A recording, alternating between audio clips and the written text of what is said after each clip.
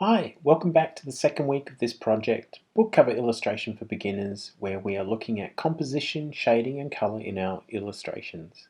In the first week, we looked at how to create and implement thumbnail sketches for your design to help us draw a scale book cover sketch in pencil, and then using Copic markers we developed a colour study that will act as our guide for the final painting.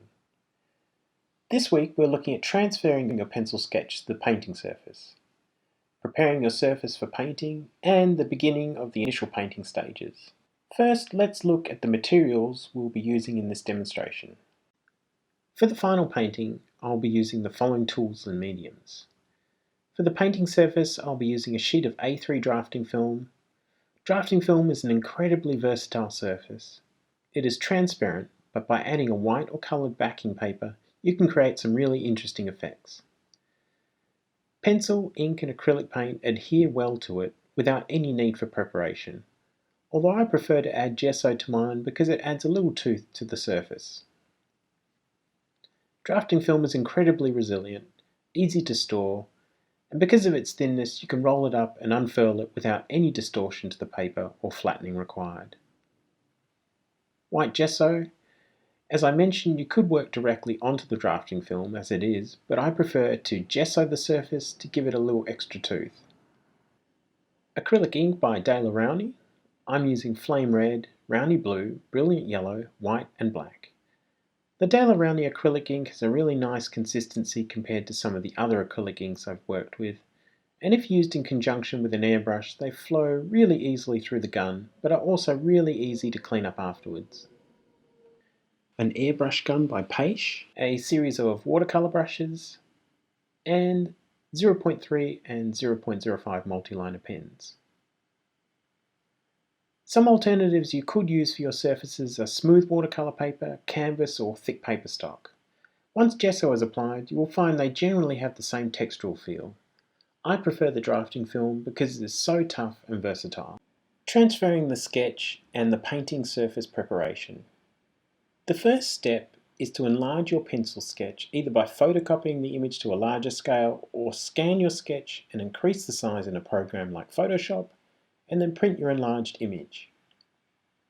I'm using drafting film as my final painting surface. The pen works well on drafting film, however I have found that when I apply gesso over the top there is some slight smudging of the pen ink that occurs. To overcome this, I flip my photocopy paper or photocopied image over and basically trace the image in reverse onto the back of my painting surface. Again, I can use a light box for this, but if you don't have a light box, try using a window or glass table with light shining from behind.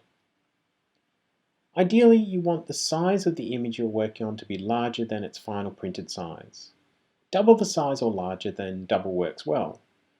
It just helps to tighten up those lines and details when the image is reduced to its printed size, and allows you to work on all the little details of the image that are really going to make it look successful. Try not to work too large, as the bigger your canvas is, the longer it takes to work on. You'll also have to think about how to paint it and where to store the final artwork. I find up to A3 in size to be quite adequate.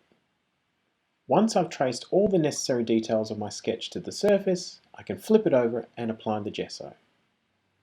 The layer of gesso doesn't need to be too thick.